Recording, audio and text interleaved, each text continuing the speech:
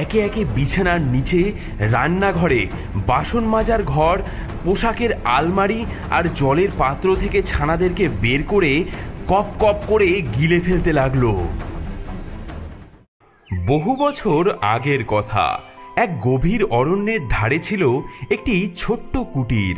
সেখানে বাস করত একটি বৃদ্ধা বাঁদর আর তার 7টি ছানা।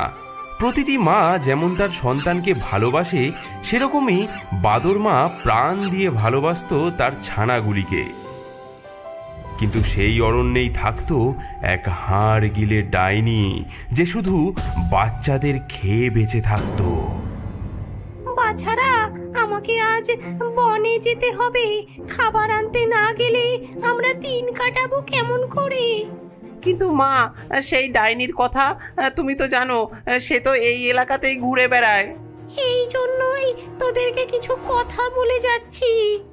বাছারা শোন, সাবধানে থাকবি সবাই। আমি বাড়ি না ফেরা পর্যন্ত কেউ যেন দরজা না খোলে। বিশেষ করে সবুজ হাড় গিলে ডাইনিকে কখনোই ঢুকতে দিবি না। ঢুকতে পারলে তোদের সবাইকে সে তট করে গিলে ফেলবে। সেই শয়তানি খুবই চতুর, রূপ বদলে আসে প্রায়ই, কিন্তু তার একটা চিহ্ন আছে। সবুজ হাড়ের কঙ্কাল শরীর আর ভয়ঙ্কর হেঁড়ে গলা, এই দুটো দেখলেই তোরা চিনতে পারবি। মা, আমরা খুব সাবধানে থাকবো, তুমি নিশ্চিন্তে যাও। ছানাদের মাথায় হাত বুলিয়ে বাঁদর মা বনের দিকে রওনা করল। কিন্তু সে জানতো না, গাছের আড়াল থেকে একজোড়া জ্বলন্ত লাল চোখ তাকে দেখছিল। সবুজ হাড় গিলে ডাইনি অনেক দিন ধরেই এই 7 বাঁদর ছানার ওপর নজর রাখছিল। আর আজ বাঁদর মা বাড়ি ছেড়ে যাওয়া মাত্র সে গভীর হাসি হাসল। কি সুন্দর 7 বাঁদর ছানা! এতদিন পর আমার ভোজের সময় এসেছে। বাঁদর মা চলে যাওয়ার কিছুক্ষণ পরেই কুটিরের দরজায় কেউ মৃদু টোকা দিল। অপরিচিত ভারী পায়ের শব্দ শুনে ছানাগুলো কাঁপতে লাগলো। বাছারা, দরজা খোল, আমি তোদের মা বন থেকে সবার জন্য সুন্দর উপহার এনেছি। আমরা দরজা খুলবো না। মায়ের গলা এমন হেরে নয়, তুমি আমাদের মা হতে পারো না। কি? তোদের দেখে নেব। শয়তানগুলো আমার গলা শুনে বুঝতে পেরেছে যে আমি ওদের মা নই। ডাইনি ক্ষুব্ধ হয়ে দ্রুত বনের দিকে চলে গেল। কিছুক্ষণের মধ্যেই সে গভীর বনে গিয়ে একটি গাছের থেকে একটি মৌমাছির মধুর চাক পাড়ল এবং তার থেকে মধু খেতে লাগলো। সুন্দর গলা, মিষ্টি স্বর, বাদুর ছানা মোর খাদ্য। রূপ বদলে, গলা বদলে, ওদের করব আহার্য। মধু খাওয়াতে ডাইনির হেরে গলা পরিবর্তিত হয়ে গেল একটি মিষ্টি সুন্দর কণ্ঠে। তার হাসিতে চারিদিক কাঁপিয়ে সে আবার রওনা দিল বাঁদর ছানাদের কুটিরের দিকে। বাছারা, দরজা খোল, আমি তোদের মা। বন থেকে সবার জন্য সুন্দর উপহার এনেছি। এ তো সত্যি মায়ের গলা বলে মনে হচ্ছে। কিন্তু মা বলেছিল ডাইনির সবুজ হাড়ের শরীর রয়েছে, জানলা দিয়ে একবার দেখে নি। ছোট্ট বাঁদর ছানাটি দৌড়ে জানলার কাছে গেল। জানলা দিয়ে ডাইনির শরীরের কিছুটা অংশ দেখা যাচ্ছিল। সে দেখতে পেল একটি কঙ্কাল হাড়ের শরীর। এটা দেখে সে বুঝতে পারল এটি তাদের মা নয়, বরঞ্চ সেই হাড় গিলে ডাইনি। দরজা খুলো না, এটা সেই ডাইনি। মায়ের মতো গলা করছে, কিন্তু এটা সত্যিকারের ডাইনি। তোমাকে দরজা খুলে দিচ্ছি না। তোমার গলা যতই মিষ্টি হোক, তোমার সবুজ হাড়ের শরীর দেখতে পাচ্ছি। তুমি আমাদের মা নও, তুমি সেই সবুজ হাড় গিলে ডাইনি। এবারেও ব্যর্থ হয়ে ডাইনি ক্রোধে কাঁপতে লাগলো। আজ না হোক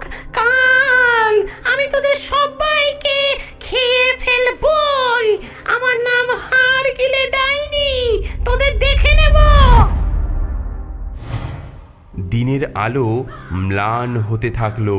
সূর্য ধীরে ধীরে অস্ত গেল। বাদরছানারা উদ্বিগ্ন মনে বসে রইল, মায়ের জন্য অপেক্ষা করতে লাগলো। এত সহজে হার মানবো না, নতুন কৌশল চাই। আমার সবুজ হাড়ের পা লুকোতেই হবে। হ্যাঁ, গ্রামে গিয়ে রুটিওয়ালা আর জাঁতাওয়ালার সাহায্য নেব। হ্যাঁ, কে কে আপনি? আমি বনের হাড় গিলে ডাইনি। আমার পায়ে জখম হয়েছে, আমার পায়ে ময়দার পুলটিস লাগিয়ে দে। রুটিওয়ালা ভয়ে কাঁপতে কাঁপতে ময়দার পুলটিস লাগালো। ময়দার সাদা রং ডাইনি সবুজ হাড়ের পা ঢেকে ফেলেছিল, কিন্তু পুরোপুরি ঢাকা পড়ছিল না। হ্যাঁ, এভাবে তো কিছুই হবে না। আমার পায়ের রং তো এখনো সবুজই দেখা যাচ্ছে।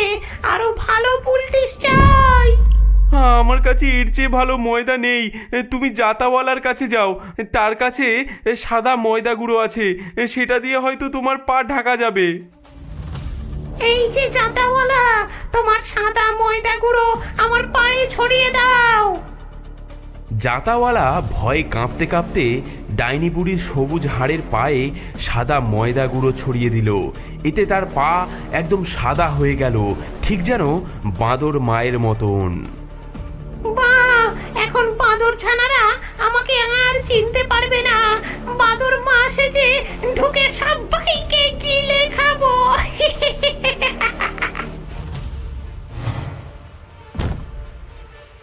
বাছারা, দরজা খোল।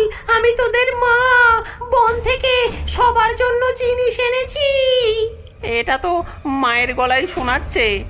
আগে আমরা নিশ্চিত হই, মা বলেছিল ওই ডাইনির সবুজ হাড়ের শরীর। আগে তোমার পাটা দেখাও, তবেই বুঝবো তুমি আমাদের মা কিনা। ডাইনি জানালার কাছে তার পা রাখলো। বানরছানারা দেখলো পা সত্যিই সাদা। তারা ভাবলো এটাই তাদের মা, তাই তারা দরজা খুলে দিল।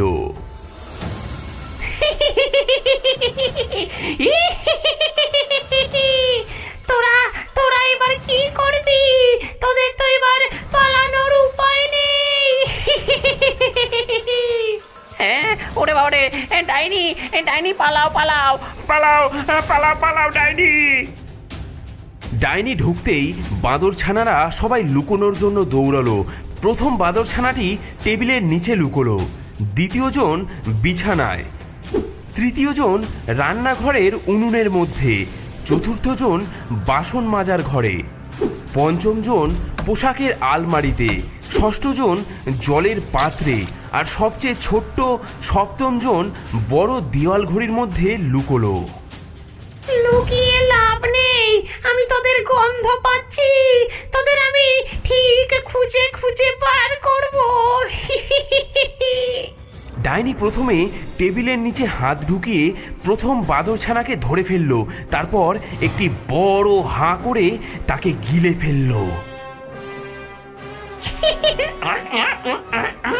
কুটকুটে কুটকুটে বাদর ছানার দল, একে একে খাবো, তোদের লাগবে না কো জল।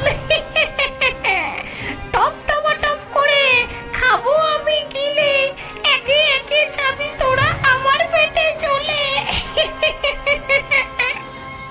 তারপর একে একে বিছানার নিচে, রান্নাঘরে, বাসন মাজার ঘর, পোশাকের আলমারি আর জলের পাত্র থেকে ছানাদেরকে বের করে কপ কপ করে গিলে ফেলতে লাগলো।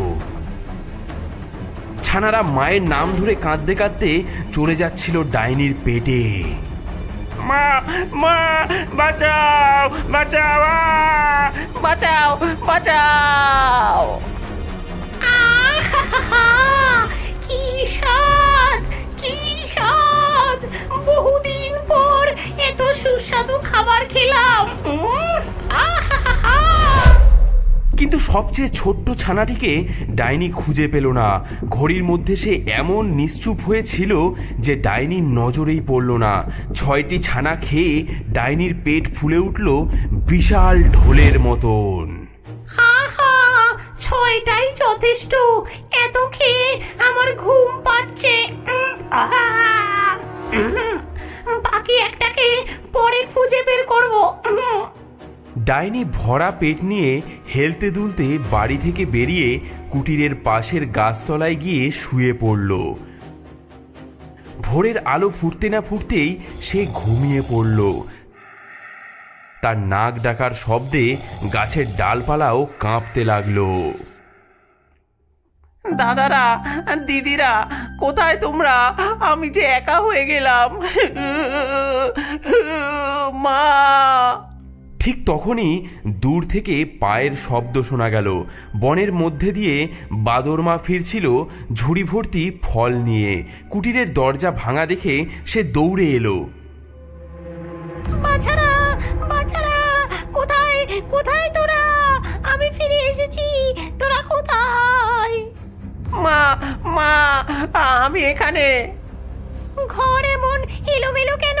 আর আমার অন্যান্য ছানারা কোথায়? মা, সেই ডাইনি এসেছিল, সে অন্য সবাইকে খেয়ে ফেলেছে। আমি ঘড়ির মধ্যে লুকিয়েছিলাম বলে সে আমাকে খুঁজে পায়নি। আমার দাদা ভাইরা কোথায় গেল মা? কি বলছিস? আমার ছানাদের খেয়ে ফেলেছে? বাছারা! হ্যাঁ মা, সে এখন বাইরে গাছতলায় ঘুমোচ্ছে। তার পেট ফুলে ঢোলের মতো হয়ে গেছে, দেখো। বাদরমার চোখে আগুন জ্বলে উঠল। প্রথমে অবিশ্বাসে, তারপর শোকে, আর সবশেষে প্রতিশোধের আগুনে। চল চল, দেখি সেই ডাইনিকে। আমার ছানাদের আমি ফিরিয়ে আনবই। বাদরমা ছোট্ট ছানাটিকে নিয়ে চুপি চুপি কুটির থেকে বেরিয়ে গাছতলার দিকে চলল। সূর্যের আলোয় তারা দেখতে পেল একটি বিশাল সবুজ আকৃতি পড়ে রয়েছে গাছের নিচে। ডাইনির পেট ফুলে ঢোলের মতো হয়ে গেছে। তুই তুই এখানে থাক, আমি আমি দেখছি কি করা যায়। বাঁদরমা ছোট্ট ছানাটিকে একটি ঝোপের আড়ালে রেখে নিঃশব্দে ডাইনির কাছে এগিয়ে গেল। ডাইনি গভীর ঘুমে আচ্ছন্ন, আর তার নাক ডাকছে। এটা দেখে বাঁদরমা বাড়ি থেকে কাঁচি, ছুঁচ আর সুতো নিয়ে এলো। আমার আমার ছানাদেরকে ফিরে পেতেই হবে।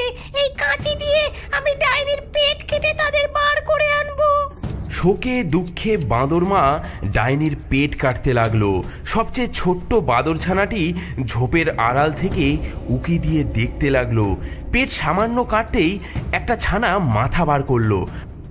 আরও খানিক কাটতেই লাফ দিয়ে বেরিয়ে এলো তার 6টি ছানা। মা! মা! মা! মা, মা, আমরা ফিরে এসেছি। আমার বাছারা, তোমরা বেঁচে আছো? ছানাগুলো মরেনি, কারণ পেটুক ডাইনি তাদের চিবিয়ে না খেয়ে আস্ত গিলে ফেলেছিল। ছানারা সবাই আবার ফিরে এসে দারুণ খুশি। তাদের মাকে তারা জড়িয়ে ধরল। তারপর মনের ফুর্তিতে তারা লাফাতে লাগলো। দাদারা, দিদিরা, তোমরা ফিরে এসেছো?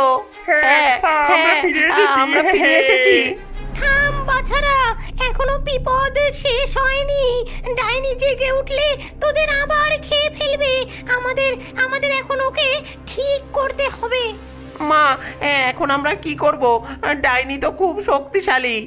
তোরা ছুটতে গিয়ে যত পারিস নুড়ি কুড়িয়ে আন। শয়তানিটা ঘুমিয়ে থাকতে থাকতেই তার রাক্ষসে পেটটা আমি নুড়ি বোঝাই করে ফেলবো। বাঁদর ছানারা চটপট নদীর ধার থেকে নুড়ি কুড়িয়ে আনতে লাগলো। ছোট বড় সব ধরনের পাথরের টুকরো, এক হাতে দু হাতে, কেউ বা লেজের সাহায্যে নুড়ি বয়ে আনতে লাগলো। বাঁদরমা নুড়িগুলো নিয়ে ধীরে ধীরে ডাইনির কাটা পেটের ভেতরে ঢুকিয়ে দিতে লাগলো। আরো আরো নুড়ি নিয়ে আন। যত বেশি বোঝাই হবে ততই ভালো। ছানারা আরও নুড়ি নিয়ে এলো। ছোট ছোট নুড়ি, বড় বড় নুড়ি, সবাই মিলে ডাইনির পেট ভরে ফেললো। তারপর বাদরমা তাড়াতাড়ি সেটা সেলাই করে দিল। ডাইনি একবারও নড়লও না, চললও না, কোনো দিকেই তার আর হুঁশ নেই। এইবার ঠিক আছে, চল চল আমরা দূরে গিয়ে লুকিয়ে দেখি কি হয়। কিছুক্ষণ পরে সূর্যের তাপে ডাইনির ঘুম ভাঙল। সে অলসভাবে হাই তুলল। পেটে ভারী বোঝা নিয়ে পায়ে ভর দিয়ে কোনো রকমে সে দাঁড়ালো। ডাইনি তখন বুঝতে পারেনি যে তার পেটে ছানার বদলে নুড়ি ভরা হয়েছে। ছানাগুলো আমার পেটে টিপ টিপ করছে। এত খাবার খেয়েছি, এখন ভীষণ তেষ্টা পেয়েছে। কুয়ো থেকে জল খাওয়া যাক। ডাইনি ধীরে ধীরে হেলতে দুলতে হাঁটতে শুরু করলো, কিন্তু যেই না সে হাঁটতে শুরু করেছে অমনি তার পেটের মধ্যেকার নুড়িগুলো উঠল মরমর খড়খড় করে। দারুণ অবাক হয়ে সে চেঁচিয়ে উঠল, পেটের মধ্যে ঘর ঘর খড় খড় করছে, ওসব কি? গিলেছিলাম বাদর ছানা, কচি কচি, মনে হচ্ছে ওগুলো সব পাথর কুচি। বাঁদর মা আর তার ছানারা গাছের আড়াল থেকে হাসি চেপে দেখতে লাগলো। ডাইনি বেশ কষ্টে হাঁটতে হাঁটতে কুয়োর কাছে এসে পৌঁছলো। তার গলা শুকিয়ে কাঠ হয়ে গেছে। সে ভাবলো জল খেলে নিশ্চয়ই ভালো লাগবে। আহ, জল জল জল চাই। কুয়োর পাড়ে এসে জল খাবার জন্য যেই না সে ঝুঁকেছে অমনি নুড়িগুলোর ভারে তার শরীরের ভারসাম্য নষ্ট হয়ে গেল। ডাইনি সোজা কুয়োর মধ্যে গিয়ে পড়ল। বাঁচাও বাঁচাও! ডাইনি পড়েছে, পড়েছে। ডাইনি পড়েছে। মহাফুর্তিতে 7টি বাঁদরছানা কুয়োর চারপাশে নাচ করতে লাগলো।